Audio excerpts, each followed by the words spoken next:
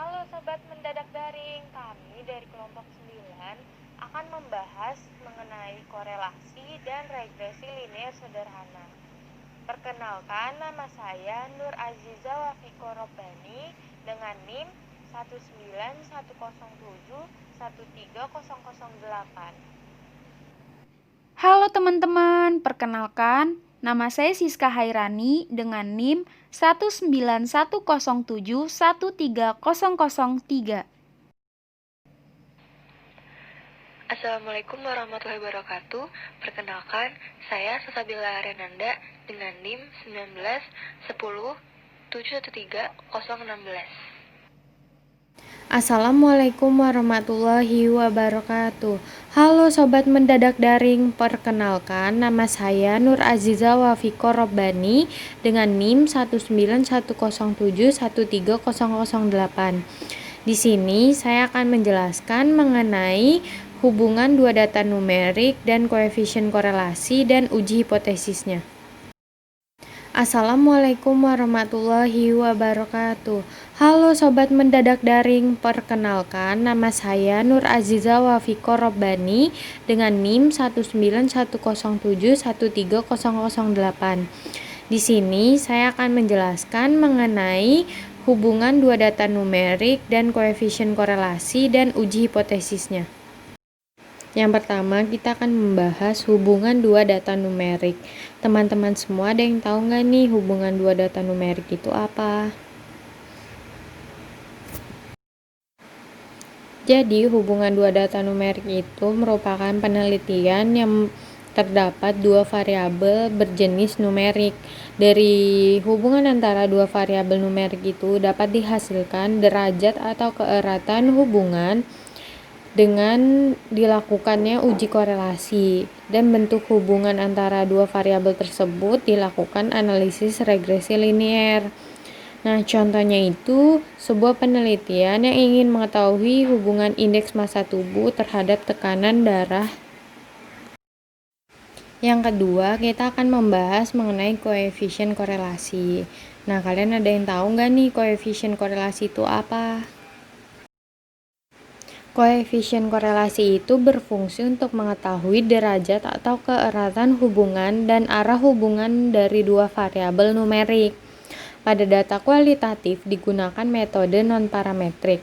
Metode korelasi yang dipakai adalah korelasi bivariat Pearson dan Range-Spearman. Metode Pearson ini digunakan jika diasumsikan datanya berdistribusi normal, sehingga termasuk dalam uji parametrik. Sedangkan pada metode Range-Spearman, jika diasumsikan datanya tidak berdistribusi normal. Biasanya korelasi ini lebih banyak digunakan dalam analisis non-parametrik. Koefisien korelasi secara visual mengenai hubungan dua variabel numerik dapat dilihat dengan diagram tebar atau pencar atau yang sering disebut scatter plot. Pada diagram tebar dapat menunjukkan titik-titik perpotongan nilai data dari dua variabel, yaitu X dan Y. Pada variabel independen atau yang biasa ditandai dengan X diletakkan pada garis horizontal. Sedangkan pada variabel dependen atau yang biasa disebut Y pada garis vertikal. Diagram tebar dapat menggambarkan keeratan hubungan dari kedua variabel tersebut. Di sini telah tersedia contoh diagram pencar. Pada sebelah kiri merupakan diagram pencar yang bersifat positif dan negatif, sedangkan pada sebelah kanan ini bersifat tidak terdapat adanya hubungan. Karena korelasi itu kan tadi mencari keeratan hubungan dari dua variabel numerik. Karena itu, derajat hubungan atau kuat lemahnya hubungan dapat dilihat dari tebaran datanya. Semakin rapat tebarannya, semakin kuat hubungannya, dan sebaliknya, semakin melebar tebarannya, semakin lemah hubungannya. Nah, kita dapat melihat dari kedua contoh gambar tersebut. Untuk mengetahui lebih tepat besarnya derajat hubungan dua variabel digunakan koefisien korelasi Pearson produk momen yang disimbolkan dengan huruf R kecil. dengan rumus sebagai berikut. Nah, nilai koefisien korelasi ini ada R sama dengan 0 yang artinya tidak ada hubungan linier. Lalu R sama dengan minus 1 yaitu artinya hubungan linier negatif sempurna. Lalu yang ketiga R sama dengan plus 1 artinya hubungan linier positif sempurna. Tanda yang dimaksud dalam plus minus ini berarti hubungan positif dan negatif. Pada hubungan positif, jika tidak muncul tanda minus, hubungan kedua variabel tersebut berbanding lurus. Contohnya meningkatnya frekuensi makan gorengan, maka akan diikuti peningkatan kadar kolesterol dalam tubuh. Sedangkan pada hubungan negatif, jika muncul tanda minus, hubungan kedua variabel tersebut bertolak belakang. Contohnya, semakin tinggi frekuensi berolahraga, maka ukuran lingkar pinggang kita akan semakin kecil. Jadi pada positif ini, variabel bebas terjadi peningkatan, maka diikuti pula peningkatan pada variabel terikatnya.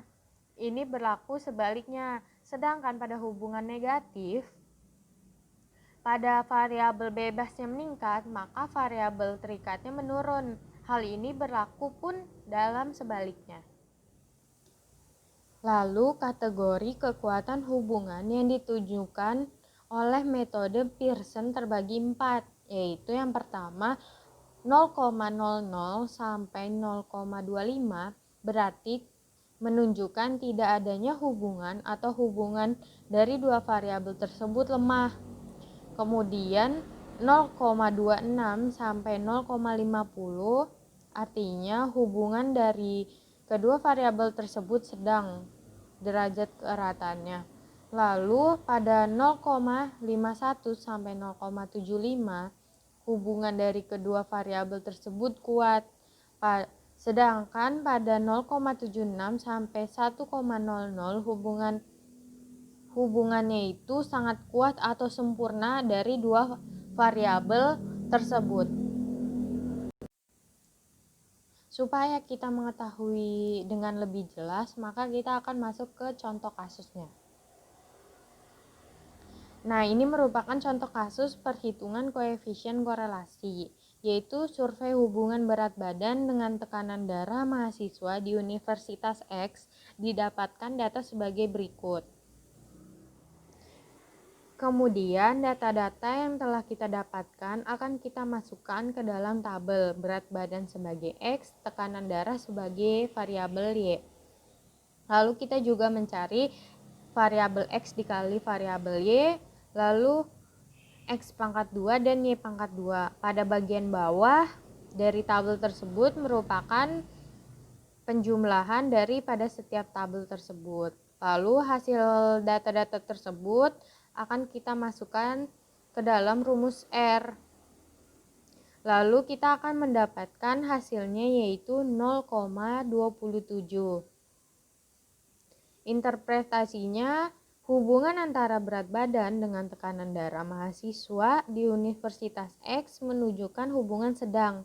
Karena tadi dari kekuatan hubungan yang telah dibagi menjadi 4, 0,26 sampai 0,50 itu merupakan kekuatan hubungannya itu sedang. Maka itu R 0,27 ini masuk ke dalam hubungan sedang dan berpola linier positif karena dia itu positif, tidak menghasilkan negatif. Artinya semakin tinggi berat badan mahasiswa, semakin tinggi pula tekanan darahnya. Yang ketiga, kita akan membahas uji hipotesis koefisien korelasi. Teman-teman ada yang tahu nggak uji hipotesis koefisien korelasi itu seperti apa? Uji hipotesis koefisien korelasi. Hipotesis yang akan diuji H0 sama dengan 0 tidak ada hubungan atau korelasi. Sedangkan H1-nya ini tidak sama dengan 0 ada hubungan atau korelasi. Uji hipotesis ini dilakukan dengan dua cara. Yang pertama dengan membandingkan nilai R hitung dengan R tabel. Yang kedua menggunakan pengujian pendekatan distribusi T. Pada uji hipotesis koefisien korelasi, kita akan mengetahui standar error nilai R dengan rumus sebagai berikut. Rumus ini akan masuk ke dalam pendekatan distribusi T. Nah, pendekatan distribusi T ini ada rumus sebagai berikut. Rumusnya T sama dengan R akar dari N-2 dibagi 1 min R kuadrat. T-nya itu merupakan nilai T hitung, R-nya ini merupakan nilai koefisien korelasi, dan N-nya itu jumlah data pengamat. Nah, degree of freedom-nya itu jumlah data pengamat akan dikurang 2. Untuk mengetahui lebih jelas mengenai uji hipotesis koefisien korelasi, kita akan masuk ke dalam contoh soal. Nah, berdasarkan soal sebelumnya, kita kan telah mengetahui koefisien korelasinya itu R sama dengan 0,27 dengan jumlah mahasiswanya itu 5 orang. Maka ujilah apakah ada hubungan antara berat badan dan tekanan darah pada mahasiswa dengan tingkat kepercayaan 95% dan alfanya sama dengan 0,05. Nah, dari soal tersebut kita akan mengetahui hipotesisnya itu H0 R sama dengan 0, berarti tidak terdapat hubungan atau korelasi, sedangkan H1-nya R tidak sama dengan 0, berarti terdapat hubungan atau korelasi dari kedua variabel yang akan kita cari. Alfanya itu sama dengan 0,05, N-nya sama dengan 5, dan R-nya sama dengan 0,27. Nah, alfanya ini nanti akan kita kali dengan setengah karena merupakan one tail. Jadi akan dikali setengah, kita akan mendapatkan 0,25. Setelah itu kita perlu mencari degree of freedom-nya. Tadi kan N-2, N itu merupakan jumlah data pengamat. Jumlah data pengamat kita adalah 5, maka itu 5 dikurang 2 sama dengan 3. Nah, setelah kita mengetahui alfa tadi kita 0,025 dan degree of freedom kita 3, kita akan melihat ke dalam tabel T. Nah, kita akan mendapatkan T tabel kita yaitu 3,182. Lalu kita mencari T hitung. Kita akan memasukkan ke dalam rumus T tadi, yaitu R dikali akar N-2 per 1 min R kuadrat. Nah, R-nya itu kan tadi kita menemukan 0,27 dan N-nya itu tadi 5. Setelah kita masukkan, kita akan mendapatkan T hitungnya yaitu 0,486. Pada uji daerah kritis, pada daerah yang diarsir merupakan T hitung. Pada sebelah kanan itu merupakan T tabel. Dari hasil yang kita dapatkan, T hitung kita lebih kecil dibanding T tabel. Sehingga H0 kita gagal ditolak. Interpretasinya itu tidak ada pengaruh yang signifikan antara berat badan dengan tekanan darah pada mahasiswa. Selanjutnya akan dijelaskan oleh teman saya, Siska Hairani. Assalamualaikum teman-teman. Halo, perkenalkan nama saya Siska Hairani dengan NIM 19107130003 akan melanjutkan penjelasan dari Nur Azizah. Kita akan membahas tentang analisis regresi linier sederhana. Ada yang tahu nggak sih apa itu analisis regresi linier sederhana? Analisis regresi linier sederhana adalah suatu model matematis yang dapat digunakan untuk mengetahui bentuk hubungan antar dua atau lebih variabel. Tujuan mempelajari analisis regresi.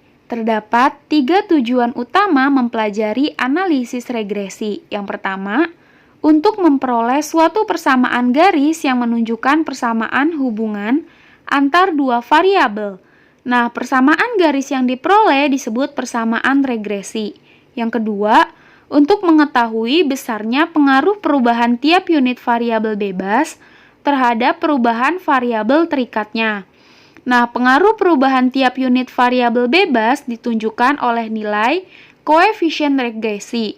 Yang ketiga, untuk menaksir nilai variabel terikat Y berdasarkan variabel bebas X yang nilainya telah diketahui menunjukkan bahwa analisis regresi adalah suatu alat estimasi. Selanjutnya, rumus analisis regresi linier sederhana, yaitu Y sama dengan A plus B dikali X dengan keterangan Y merupakan variabel dependen, X merupakan variabel independen, A merupakan intercept, yaitu perubahan nilai variabel Y ketika variabel X sama dengan 0, B merupakan slope, yaitu perkiraan besarnya perubahan nilai variabel Y bila nilai variabel X berubah 1 unit pengukuran. Rumus selanjutnya, untuk mencari A, yaitu Y bar dikurang B dikali X bar. Untuk rumus Y barnya, 1 per N. N merupakan sampel dari data dikali sigma Y. Sedangkan untuk rumus X bar sama dengan 1 per N dikali sigma X.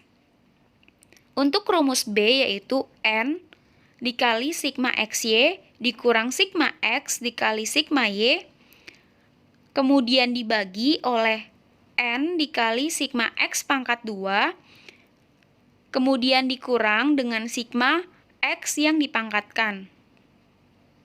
Nah, untuk lebih mengetahuinya dan lebih memahaminya, kita harus mengerjakan sebuah soal. Dan jangan lupa ya teman-teman, untuk menyiapkan coret-coretannya. Nah, untuk soal yang pertama yaitu, seorang manajer ingin mengetahui hubungan antara lamanya pembuatan sebuah produk dalam satuan menit, yaitu X, dengan banyaknya produk yang dihasilkan dengan dilambangkan Y dari sampel sebanyak 5 orang tenaga penjualan. Diperoleh data lamanya dan banyaknya produk yang dihasilkan sebagai berikut.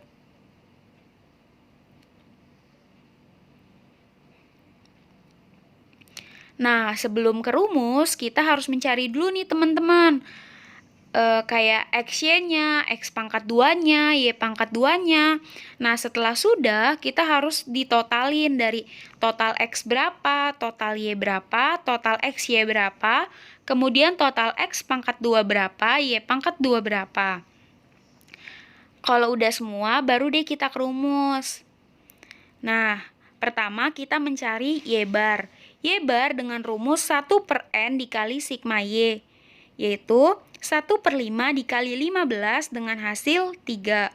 Untuk X barnya 1 per N dikali sigma X, yaitu 1 per 5 dikali 32 dengan hasil 6,4. Nah, untuk rumus B-nya, kemudian dicari B-nya dengan hasil 0,37. Jadi, A sama dengan Y bar dikurang B dikali X bar, didapatkan 0,632. Persamaan garis linier, yaitu Y sama dengan A plus B dikali X. Produk yang dihasilkan yang dijual, yaitu 0,632 ditambah 0,37 menit yang digunakan untuk membuat sebuah produk. Nah, nilai B-nya tadi kan sudah didapatkan, yaitu 0,37. Nah, artinya, jika barang yang dibuat lebih banyak, maka membutuhkan waktu pengerjaan yang lebih lama, yaitu 0,37 menit. Nah, misalkan nih, kita mau membuat persamaan garis linier dengan waktu 12 menit. Jadi, teman-teman tinggal memasukkan data yang tadi, yaitu Y sama dengan 0,632 plus 0,37 dikali 12, didapatkan 5 barang. Sementara jika pengerjaan barangnya 4 menit, teman-teman bisa mengerjakan seperti yang di atas, yaitu Y sama dengan 0,632 ditambah 0,37 dikali 4, dengan hasil 2 barang. Jadi, selisih barang yang dibuat dari waktu tersebut adalah 3 barang. Selanjutnya, kesalahan standar estimasi atau standard error of estimate.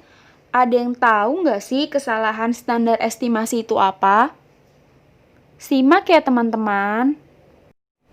Besarnya kesalahan standar estimasi menunjukkan ketepatan persamaan estimasi untuk menjelaskan nilai variabel dependen yang sesungguhnya. Semakin kecil nilai SE, semakin tinggi ketepatan persamaan estimasi yang dihasilkan untuk menjelaskan nilai variabel dependen yang sesungguhnya. Dan sebaliknya, semakin besar nilai SE, semakin rendah ketepatan persamaan estimasi yang dihasilkan untuk menjelaskan nilai variabel dependen yang sesungguhnya.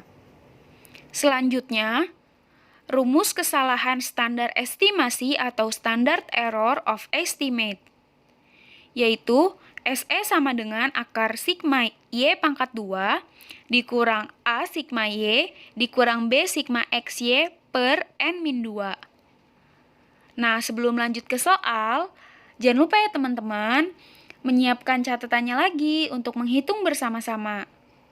Nah, untuk soalnya sama seperti di analisis regresi linier sederhana ya teman-teman, yaitu seorang manajer ingin mengetahui hubungan antara lamanya pembuatan sebuah produk dalam satuan menit dan banyaknya produk yang dihasilkan.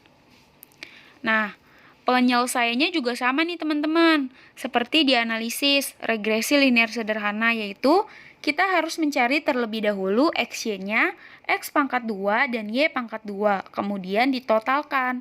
Namun rumusnya saja yang berbeda, yaitu SE akar sigma Y pangkat 2 dikurang A sigma Y dikurang B sigma XY per N-2. Tinggal dimasukin aja nih teman-teman, angka-angkanya yang sudah kita cari. Untuk A-nya itu melalui perhitungan seperti yang tadi ya teman-teman, di analisis regresi linier sederhana. Jadi, SE-nya sama dengan akar 0,02 dibagi 3, didapatkan 0,06, kemudian diakarkan. Jangan lupa ya teman-teman diakarkannya. Jadi, didapatkan hasil 0,077. Jadi, interpretasinya yaitu rata-rata penyimpangan variabel dependen prediksi terhadap variabel independen sebenarnya adalah sebesar 0,077. Selanjutnya, koefisien determinasi. Nah, teman-teman pada tahu nggak sih apa itu koefisien determinasi? Koefisien determinasi biasanya dilambangkan dengan R pangkat 2 dan umumnya dinyatakan dalam persentase. Koefisien determinasi adalah nilai yang digunakan untuk mengukur besarnya kontribusi variabel independen X terhadap variasi, yaitu naik atau turunnya variabel dependen Y. Maksudnya itu, variabel Y dapat dijelaskan oleh variabel X, dan sisanya dijelaskan oleh variabel lain jika suatu data disebabkan oleh faktor lain yang mempengaruhi Y. Hal tersebut masuk ke dalam kesalahan pengganggu atau distrust error. Semakin besar nilai R pangkat 2, maka semakin baik atau semakin tepat variabel independen memprediksi variabel dependen. Contoh soal, survei hubungan berat badan dengan tekanan darah mahasiswa di Universitas X didapatkan data sebagai berikut. Sebenarnya penyelesaiannya sama seperti soal-soal sebelumnya, yaitu kita perlu mencari XY, kemudian X pangkat 2, dan kemudian lagi Y pangkat 2. Namun sebelumnya kita perlu mencari koefisien korelasinya terlebih dahulu dengan rumus N dikali sigma XY dikurang sigma X dikali sigma Y dibagi akar sigma X pangkat 2 dikurang sigma X yang dipangkatkan, kemudian dikali N sigma Y pangkat 2 dikurang sigma Y yang dipangkatkan, yaitu didapatkan hasil 0,27. Kemudian baru mencari koefisien determinasinya, yaitu R pangkat 2, yaitu 0,27 dipangkat 2, kemudian dikali 100% menjadi 7,29%, kemudian 100% dikurang R pangkat 2, yaitu didapatkan hasil 92,71%. Jadi interpretasinya adalah Variabel berat badan mampu menjelaskan variabel tekanan darah sebesar 7,29%, sementara sisanya sebesar 92,71% dijelaskan oleh faktor lain yang dinyatakan dalam error. Baik, selanjutnya kita akan membahas tentang aplikasi dari time series. Nah, apa sih time series itu? Nah, time series ini adalah nilai-nilai suatu variabel yang berurutan menurut waktu, misalnya hari, minggu, bulan, dan juga tahun. Nah, ada 4 faktor yang mempengaruhi data dari time series. Yang pertama adalah tren, variasi musiman, variasi siklis, dan variasi random metric. Nah, jadi tren adalah keadaan data yang menaik atau menurun dari waktu ke waktu. Contoh yang menunjukkan tren menaik yaitu pendapat per kapita dan jumlah penduduk. Selanjutnya adalah variasi musiman. Nah, variasi musiman ini adalah fluktuasi yang muncul secara reguler setiap tahun yang biasa disebabkan oleh iklim dan kebiasaan. Nah, variasi musiman mempunyai pola tetap dari waktu ke waktu. Contohnya adalah kejadian DBD yang naik setiap musim pancaroba. Selanjutnya adalah variasi siklis. Nah, variasi siklis ini muncul ketika data dipengaruhi oleh fluktuasi ekonomi jangka panjang. Variasi siklis ini bisa terulang setelah jangka waktu tertentu. Biasanya akan kembali normal setiap 10 atau 20 tahun sekali. Bisa juga tidak terulang dalam jangka waktu yang sama. Nah, selanjutnya terakhir adalah variasi random. Variasi random ini adalah suatu variasi atau gerakan yang tidak teratur.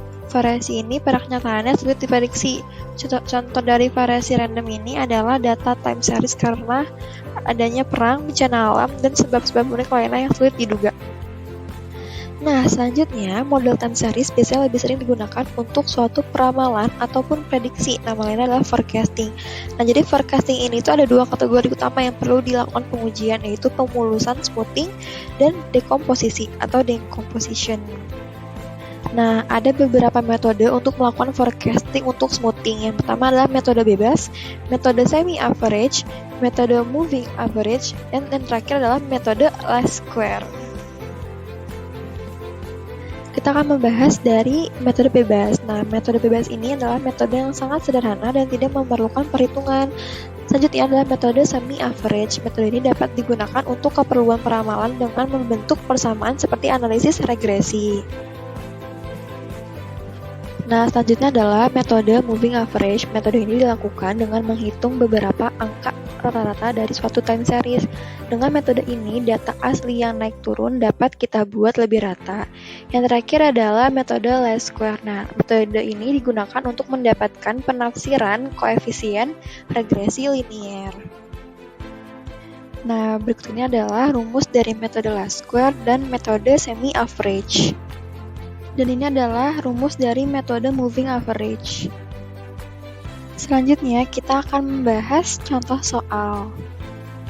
Oke, jadi data penjualan PTS dengan menggunakan data tersebut diminta untuk membuat peramalan penjualan untuk tahun 2008 dengan menggunakan metode semi-average. Nah, pertama adalah mengelompokkan data menjadi dua kelompok. Karena ini data yang ganjil, jadi kita harus melakukan penyesuaian sebelum membaginya. Nah, penyesuaian yang ini dilakukan dengan mengasumsikan dengan menduplikasikan data yang terletak di tengah, yaitu data tahun 2004. Jadi, data tahun 2004-nya ini diduplikasi, jadi ada 2, sehingga datanya jadi 6, genap. Jadi bisa gampang dibaginya, 3-3. Nah, selanjutnya adalah menentukan periode dasar. Misalnya diasumsikan periode dasar menggunakan tahun tengah data tahun kelompok 1. Kelompok 1 tuh yang 3 teratas, sehingga periode dasarnya adalah tahun 2003, seperti itu. Nah, selanjutnya kita menentukan angka tahun. Karena periode dasarnya 2003 berangkat tahun X sama dengan 0, maka angka tahun untuk tahun 2002 adalah -1. Dan angka tahun untuk tahun 2004 yang kedua, 2005, 2006, berturut-turut adalah 1, 2, 3, 4, dan seterusnya. Selanjutnya adalah menentukan nilai semi total, yakni jumlah total penjualan masing-masing kelompok. Nah, untuk kelompok 1, nilai semi totalnya itu adalah 120, ditambah 110, ditambah 128, totalnya 358. Nah, dengan cara yang sama, nilai semi total untuk kelompok 2 dihitung seperti itu. Nah, selanjutnya adalah menentukan semi-average tiap kelompok data. Nah, semi-average untuk kelompok data 1 ini dibagi menjadi data kelompok 1 sehingga nilainya adalah 358 dibagi 3. Jadi, total semi total dibagi dengan jumlah data. Nah, hasilnya adalah 119,33. Dan dengan cara ini dihitung juga kelompok semi-average yang kedua. Nah, jadi kan nanti kita akan butuh nilai A dan B ya untuk rumusnya. Nah, nilai A ini ditentukan berdasarkan nilai semi-average untuk kelompok yang tahun tengahnya digunakan sebagai periode dasar. Nah, pada kasus ini, periode dasarnya menggunakan tahun tengah kelompok 1, yaitu 2003. Jadi, nilai A ini sebesar nilai semi-average kelompok 1, yang ini yakni 119,33. Nah, selanjutnya menentukan nilai B. Nah, karena jumlah data dari kelompok ini ganjil, maka untuk menentukan nilai B dapat langsung dengan cara membagi selisih antara nilai semi-average kelompok 2 dan nilai semi-average kelompok 1 dengan jumlah data dalam kelompok, sehingga bisa dijabarin kayak gini. Nanti kalau kalian udah bisa ngitungnya, akan ketemu nilai semi-average kelompok 2-nya ini adalah 142,67. Nah, itu langsung dikurang aja dengan nilai semi-average kelompok 1, yaitu 119,33, dibagi dengan jumlah data per kelompoknya, yaitu 3. Nah, hasilnya itu akan ditemukan 7,78. Nah, karena kita tadi udah ketemu nilai B-nya yaitu 7,78 dan nilai A-nya 119,33, langsung aja dimasukin ke persamaan. Persamaannya itu kan Y sama dengan A tambah BX. Nah, jadi Y sama dengan 119,33 ditambah 7,78X. Nah, dengan menggunakan fungsi peramalan yang diperoleh, maka kita akan memperoleh peramalan penjualan tahun 2008, di mana angka tahun 2008 nah ini adalah 6. Jadi X-nya itu 6. Nah, masukin aja tuh langsung X-nya 6-nya ke persamaan yang tadi. Jadi Y sama dengan 119,33 ditambah 7,78 dikali 6, seperti itu teman-teman. Nanti akan didapatkan hasilnya Sekian dari kelompok 166. Jadi kami. Terima diramalkan kasih penjualan teman-teman tahun yang telah 2008 menyimak. sebesar 166 unit. Ini gambaran untuk apa yang udah cara-cara yang udah aku jelasin tadi. Kurang lebih seperti ini cara-caranya teman-teman. Sebenarnya nggak terlalu rumit, cuman kalau misalkan benar-benar dipahami, itu bakal nggak terlalu susah kok. Terima kasih.